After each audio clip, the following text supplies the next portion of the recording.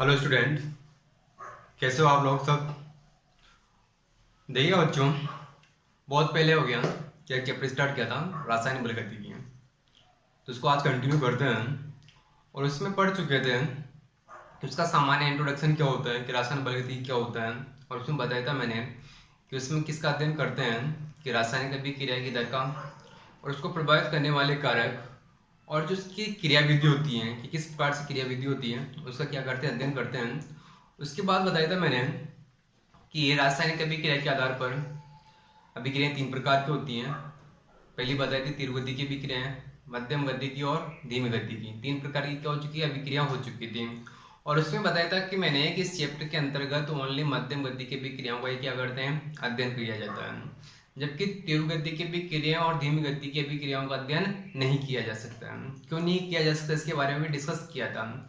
उसके बाद में स्टार्ट किया था अभिक्रिया की दर, यानी कि रेट ऑफ रिएक्शंस। और उसका डेफिनेशन बताया था मैंने कि समय के साथ में जो क्रियाकारक उत्पाद की सांद्रता में जो परिवर्तन होता है उसको क्या बोला जाता है, अभिक्रिया की दर बोला जाता है। और इसके लिए फॉर्मूला आया था अपने पास में del C upon del T, और इसकी इकाई पड़ा था mole litre inverse second inverse. उसके बाद में इनसे रिलेटेड जितने भी टाइप के क्वेश्चंस बनते हैं अपने बोर्ड के अकॉर्डिंग या कंपटीशन एग्जाम में, तो उनसे रिलेटेड एग्जाम्पल देख चुके थे। ओके, तो उसके बाद में नेक्स्ट टॉपिक है आज का अपने पास में वेग नियम या वेग व्यंजक, इसको बोलते हैं रेट लॉ। पहले डेफिनेशन देखते हैं क्या होता है कि द्रव्यानुपातिक क्रिया नियम। देखो इसके बारे में पढ़ा है, 11th क्लास में पढ़ा है। इसको शॉर्ट में बोलते हैं एलएमए, यानी लो मास ऑफ एक्शन के अनुसार कि निश्चित ताप पर अभिक्रिया का जो वेग होता है क्या होता है, क्रियाकारक की सांद्रता की क्या होता है, समानुपाती होता है। कैसे होता है ध्यान देना, जैसे कोई रिएक्शन से स्मॉल ए कैपिटल यानी कि बी बी, इससे क्या बन रहा है, उत्पाद बन रहा है। ठीक है, अब ध्यान देना जैसे क्या होता है कि अगर इसके लिए आप क्या लिखोगे, रेट लिखोगे, तो रेट बराबर क्या लिखोगे, इसका जो अपने पास में रेट यानी कि अभिक्रिया का वेग किसके समानुपाती होता है, क्रियाकारकों की सांद्रता। क्रियाकारक अपने पास में तो ए है, दूसरा क्या है बी है, तो यहाँ पर क्या लिख सकता हूँ मैं, ए की सांद्रता, क्या लिख सकता हूँ मैं, बी की सांद्रता। और मैं इसकी पावर लगा रहा हूँ मैं, एक तो एक्स और दूसरा क्या लगाया मैंने, वाई। यहाँ पर जो एक्स वाई का वैल्यू है, एक्स का वैल्यू हो सकता है आपके पास में ए के बराबर भी हो सकता है और नहीं भी हो सकता है। वाई का वैल्यू बी के बराबर हो भी सकता है, नहीं भी हो सकता है। ऐसा क्यों होता है, तो इसके बारे में डिस्कस भी करेंगे। तो यहाँ से अगर मैं क्या समानुपाती हटाऊं, तो यहाँ से रेट बराबर क्या हो जाएगा, के ए की सांद्रता की पावर एक्स और बी की सांद्रता की पावर क्या हो जाएगा, वाई। तो यहाँ पर ध्यान दें, जो एक्स और वाई है, एक्स और वाई है, इसको बोला जाता है कोटि। क्या बोला जाता है, कोटि। और इसको कोटि को क्या करते हैं, एन के द्वारा प्रदर्शित करते हैं। और जो टोटल अभिक्रिया कोटि होती है किसके बराबर होती है, वो x प्लस वाई के योग के बराबर होती है। x को क्या बोला जाता है, a के सापेक्ष अभिक्रिया कोटि, जबकि y को किसके सापेक्ष बोला जाता है, b के सापेक्ष। हो सकता है कि x प्लस y का योग किसके बराबर हो सकता है, a b के बराबर भी हो सकता है और नहीं भी हो सकता है। ऐसा क्यों बोल रहे हैं, क्योंकि जो कोटि होती है क्या होती है, प्रायोगिक होती है। क्या होती है, प्रायोगिक, यानी कि लेबोरेटरी के अंदर आपको क्या करना पड़ेगा, प्रयोग करना पड़ेगा। उसके आधार पर एनालिसिस करते हैं कि कोटि कितनी होगी अभिक्रिया की और कितनी नहीं होगी। अब कोटि क्या होता है, देखो कुछ नहीं होता कि अगर आप किसी भी अभिक्रिया के लिए वेग नियम लिखते हो, तो जो सांद्रता की घातांक का जो पावर होती है, यानी कि घातांक जो पावर है, उसको क्या बोला जाता है, कोटि बोला जाता है। तो याद रखिए, जो कि कोई भी वेग नियम होता है, क्या होता है, वेग नियम में जो क्रियाकारकों की सांद्रता की घातांकों का जो योग होता है, इसको क्या बोलते हैं, कोटि बोला जाता है। उसके बाद में ध्यान देना, यहाँ पर के को बोलते हैं दर नियतांक। क्या बोलते हैं, दर नियतांक। ये विशिष्ट दर नियतांक भी बोला जाता है, जिसका मान किस किस पर डिपेंड करता है। पहला है पदार्थों की प्रकृति पर, जो आपने लिया, कौन सा लिया, और दूसरा होता है तापमान पर।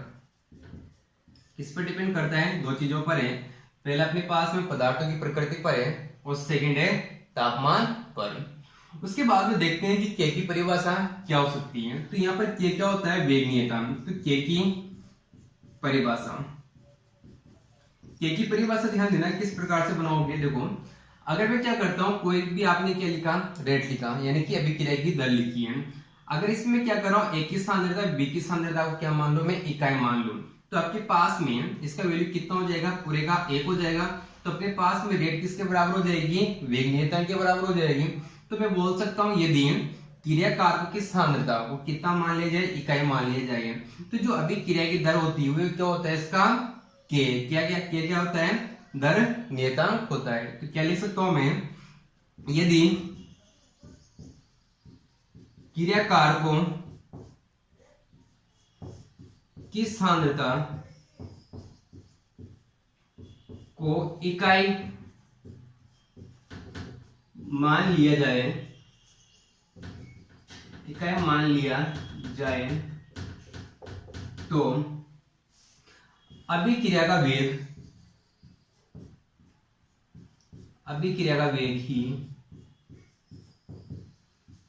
दर नियतांक के कहलाता है।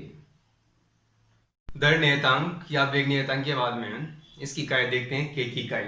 तो नेक्स्ट टॉपिक है अपने पास में वेग नियतांक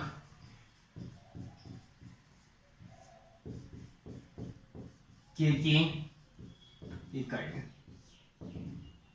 देखो वेग नियतांक के की इकाई देखो किस पर निर्भर करती है, कोटि पर। तो याद रखिए ये किस पर निर्भर करेगी, है अभिक्रिया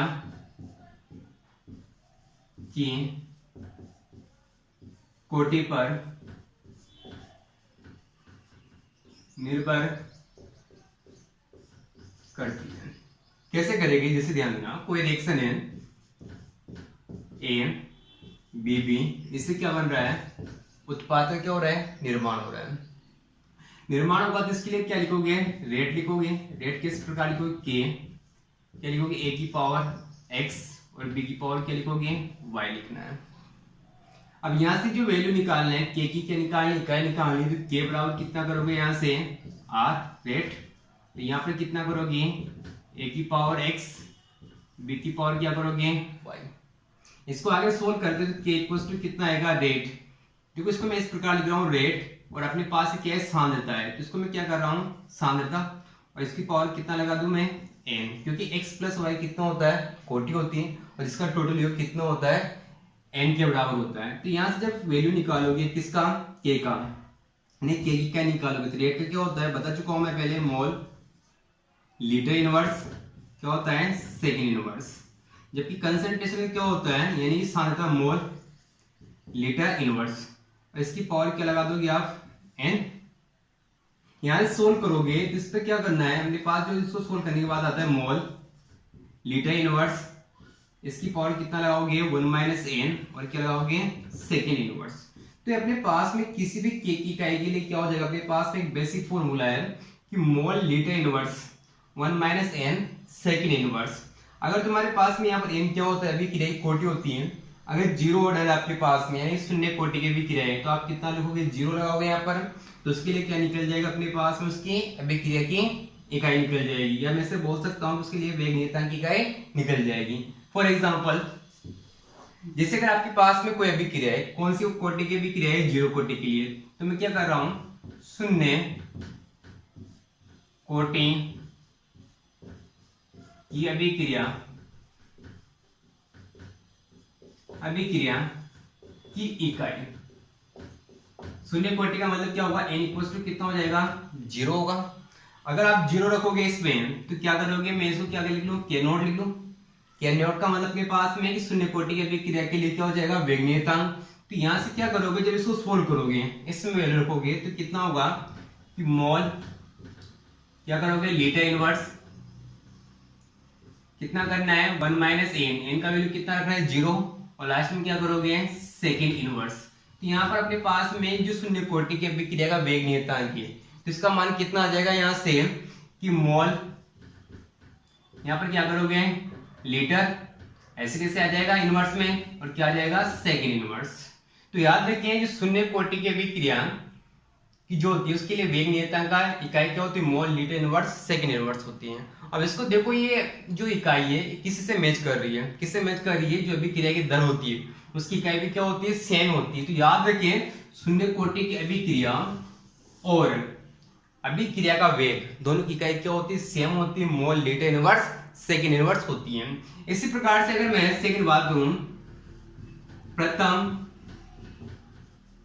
कोटि की अभिक्रिया, इसकी टाइप देखनी है तो यहाँ पर n बराबर कितना हो जाएगा, 1 हो जाएगा, और वापस इसमें रखोगे आप तो क्या करोगे, यहाँ से k मान लिख दो मैं, यानी कि क्या हो जाएगा, प्रथम कोटि की अभिक्रिया का वेग नियतांक, यहाँ से क्या होगा कि मोल, क्या करना है वापस लीटर इनवर्स, कितना करोगे 1 माइनस 1, क्या करना है सेकेंड इनवर्स, तो यहाँ से k1 इक्वल टू कितना आ जाएगा, यहाँ से सोल्व करोगे तो 1 माइनस 1 कितना हो जाएगा 0, और किसी की पावर 0 कितना होता है, उसका वैल्यू 1 होता है, तो यहाँ से सोल्व करने के बाद में इसका वैल्यू कितना आ जाएगा, सेकेंड इनवर्स आ जाएगा। इसी प्रकार से थर्ड जिसे देखते हैं द्वितीय कोटि की अभिक्रिया, द्वितीय कोटि की अभिक्रिया है, इसके लिए n का वैल्यू कितना होगा 3 होगा, सॉरी कितना होगा 2 होगा, तो अपने पास में क्या करोगे यहाँ से तो K2 यानी कि द्वितीय कोटि की अभिक्रिया का वेग नियतांक कितना हो जाएगा, यहाँ से वापस रखोगे तो मोल लीटर इनवर्स 1 माइनस कितना करोगे 2, वापस कितना करोगे सेकेंड इनवर्स, इसको सोल्व करोगे तो कितना आएगा मोल, वापस कितना करोगे लीटर, तो को ध्यान देना यहाँ पर क्या होगा 1 माइनस 2 है, तो कितना बचेगा माइनस का 1, माइनस माइनस कितना हो जाएगा प्लस, समझ में आ रहा है, क्या करना है यहाँ पर 1 माइनस कितना है 2 है, तो कितना बच रहा है माइनस का 1, माइनस का 1 बच रहा है, तो यहाँ पर तो क्या आ जाएगा मोल इनवर्स आ जाएगा, और यहाँ पर लीटर किस में आ जाएगा प्लस में आ जाएगा, और लास्ट में क्या आ जाएगा सेकेंड इनवर्स, तो आप इसको इस प्रकार लिख सकते हैं, या litre mole inverse second inverse, इसकी क्या आ जाएगी इकाई आ जाएगी।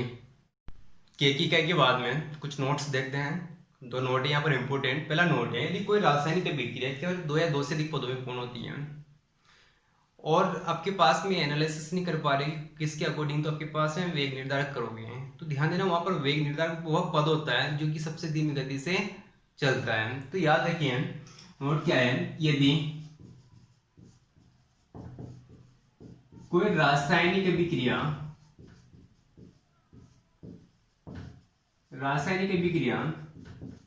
2 या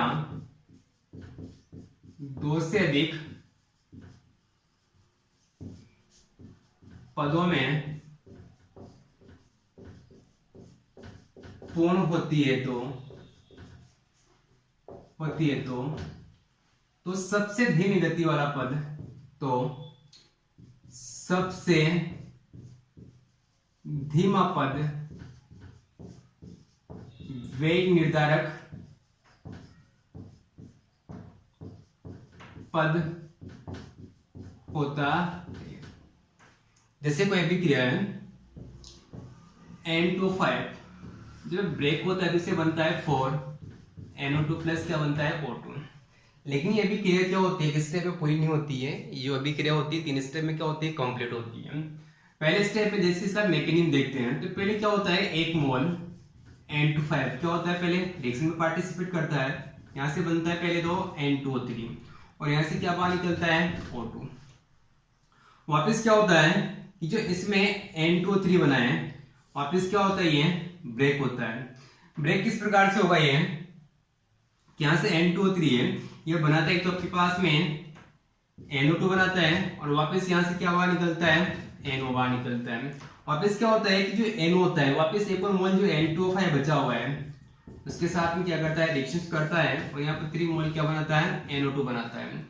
तो जो ये अभिक्रिया होती है इसमें क्या होता है, ये तो अपने पास होता है स्लो स्टेप यानी कि धीमा पद होता है, जबकि लास्ट वाले 2 क्या होते हैं, तेज गति वाले पद होते हैं, यानी कि फास्ट स्टेप होते हैं। तो यहाँ पर जब अपन रेट लिखते हैं तो रेट क्या होता है अपने पास में, मैंने बोला कि नोट के अंतर्गत कि अगर आपके पास में कोई रासायनिक अभिक्रिया 1 से अधिक पदों में पूर्ण होती है तो उसमें जो सबसे धीमा पद होता है वही क्या होता है, वेग निर्धारक पद होता है, यानी कि रेट उसी के आधार पर लिखी जाएगी।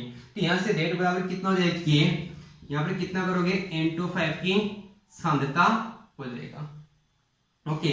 और यहाँ पर अपने पास में क्या है, स्लोप वाली स्टेप रहेगी, तो इसमें कौन सा पद दे रहा है, N2O5 कितने मॉलिक्यूल है, 1, तो इसकी पावर भी कितना हो जाएगा 1, तो इसके लिए रेट इक्वल टू कितना जाएगा, के N2O5 की सांद्रता। उसके बाद में सेकंड नोट याद रखें, अगर आपके पास में नोट नंबर सेकंड क्या है, नोट सेकंड है, इसमें अगर कोई आपके पास में गैसीय अभिक्रिया दी हुई है, गैसीय अभिक्रिया, और इसके लिए क्या निकालना है तुम्हें, इकाई निकालनी। गैसीय अभिक्रियाओं, गैसीय अभिक्रियाओं के लिए इकाई। तो इसके लिए इकाई किस प्रकार निकालोगे, तो याद रखें इसके लिए इकाई निकालते हैं, एक फॉर्मूला होता है, जैसे कि मैंने बताया था कि अगर आपके पास में के का क्या आया था, mole litre inverse second inverse आया था, और उसकी पावर क्या लगाया था 1 माइनस एन। इसी प्रकार से क्या होता है कि एटीएम, इसकी पावर कितना करोगे 1 माइनस एन, जबकि यहाँ पर एटीएम की जगह वहां पर क्या लिखा था, मोल लीटर इनवर्स लिखा था, तो एटीएम 1 माइनस एन, और लास्ट में क्या लगाओगे सेकेंड इनवर्स, तो क्या आ जाएगा, इसका इकाई आ जाएगी। किसके लिए, गैसीय अभिक्रियाओं के लिए।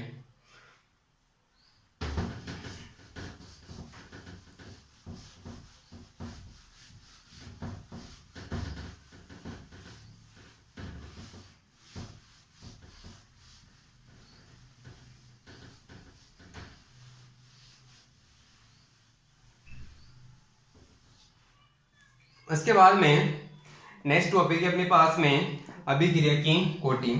नेक्स्ट टॉपिक है अभिक्रिया की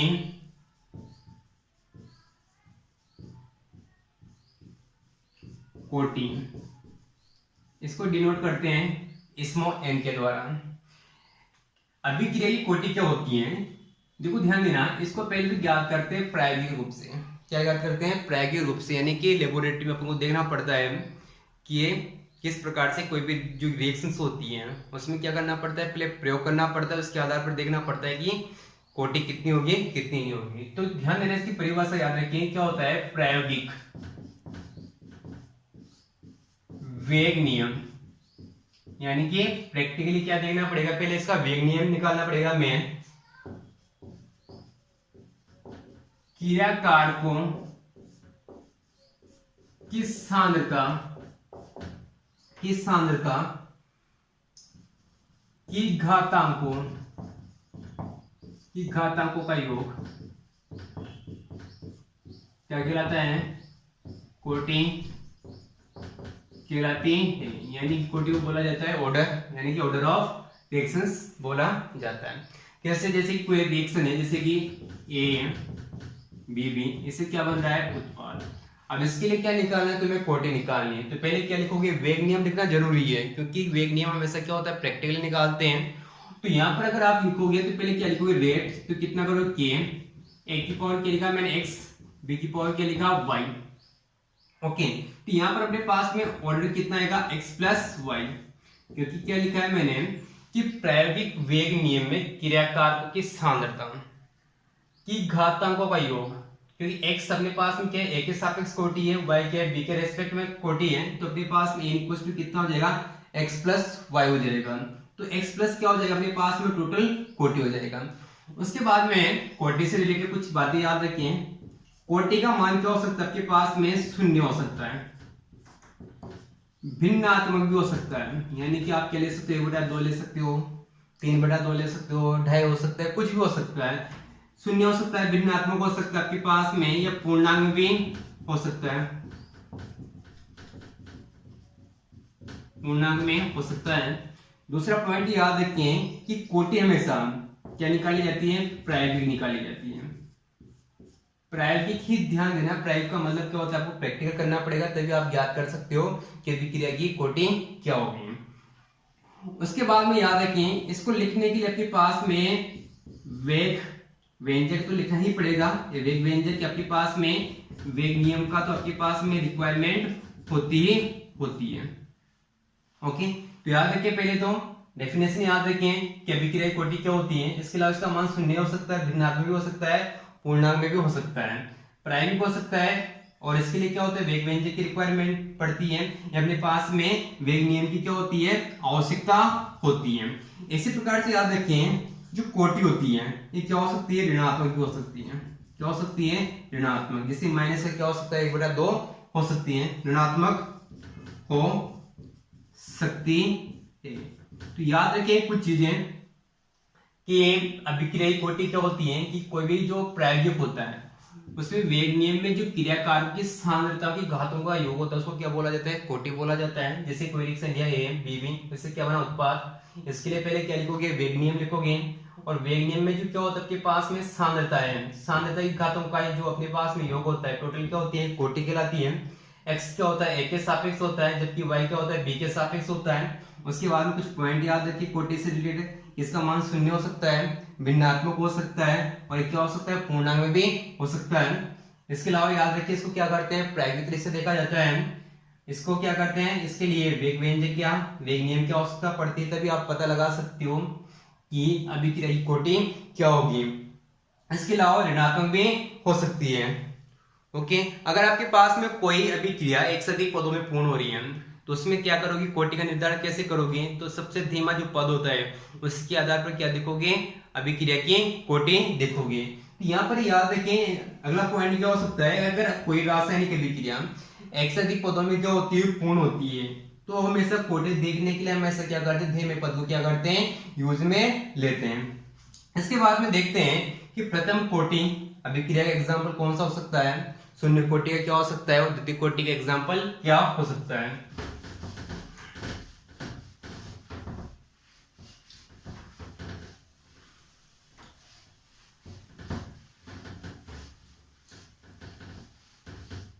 प्रथम कोटि क्या, सूर्य पहले देखते हैं शून्य कोटि का उदाहरण। शून्य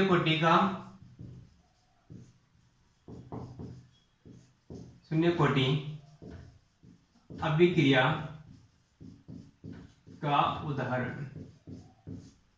देखो शून्य कोटि अभिक्रिया पहचान को कैसे आप, कि अगर आपके पास में उदाहरण दिया हुआ, अगर कोई रासायनिक अभिक्रिया प्रकाश की उपस्थिति में यानी कि सनलाइट के प्रेजेंस में होती है, या किसी सतह पर होती है यानी कि सरफेस पर होती है, या किसी उत्प्रेरक की उपस्थिति में होती है, तो हमेशा कौन सी कोटि की अभिक्रिया होती है, शून्य कोटि की अभिक्रिया होती है। फॉर एग्जाम्पल जैसे कि मैंने लिया H2 + Cl2 और इससे बन गया 2HCl। अगर आप इसको आसानी से पहचान नहीं सकते कि कौन सी कोटि की अभिक्रिया, लेकिन अगर मैंने यहाँ पर H न्यू लगा दिया यानी कि प्रेजेंस ऑफ सनलाइट कर दिया, तो आप आराम से पहचान सकते हैं कौन सी कोटि की अभिक्रिया होगी, ये शून्य कोटि की अभिक्रिया होगी। अब इसके लिए अगर आप रेट लिखोगे तो रेट किस प्रकार लिखोगे, क्या लिखोगे, यहाँ पर H2 की पावर भी कितना करोगे, 0, और Cl2 की पावर भी कितना करोगे, 0, क्योंकि दोनों का जो योग आना चाहिए कितना आना चाहिए, 0 आना चाहिए। यानी कि एक तो आपके पास में H2 की पावर भी कितना करोगे, 0, और Cl2 की पावर भी कितना करोगे, 0। उसके बाद में सेकंड देखते हैं प्रथम कोटि की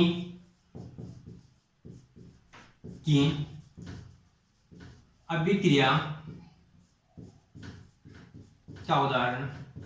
देखो एक तो जितनी भी क्या होती है रेडियो एक्टिव अभिक्रिया होती है, कौन सी होती है, रेडियो एक्टिव, और सभी क्या होती है, प्रथम कोटि की अभिक्रियाएं होती है। यानी कि जैसे आपके पास में यूरेनियम होता है, क्या होता है, ब्रेकडाउन होता है, तो इस प्रकार की जो अभिक्रियाएं होती है कौन सी होती है, रेडियो एक्टिव होती है।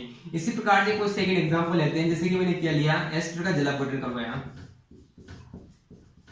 एस्टर का जलावटन करेंगे यानी कि H2O, तो यहाँ पर आपके पास में जो मीडियम होता है कौन सा होता है, एसिडिक होता है। एसिडिक होता है तो इसमें क्या बनता है, तो CH3 CH का फॉर्मेशन होता है, बनता है आपके पास में C2H5OH।